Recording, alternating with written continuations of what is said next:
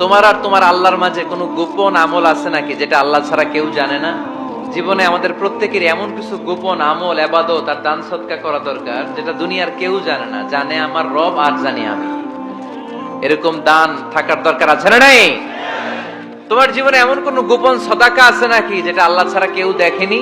এই গোপন সদাকাটা আল্লাহ খুব পছন্দ করে। এখানে মাদ্রাসা, আজকে আমার ভাই অমুক ভাই দিবেন 2 লক্ষ টাকা, বলেন মারহাবা। এটা উনি আল্লাহর জন্য দিতে পারে, মারহাবার জন্য দিতে পারে, ঠিক কিনা?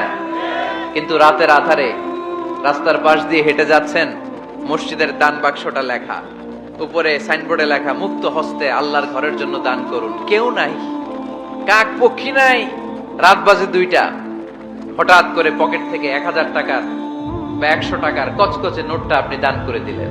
ওই দানটা 1 কোটি টাকার দানের চেয়েও বড় দান। কারণ দুনিয়ার কেউ তখন দেখে নাই, দেখেছে কে?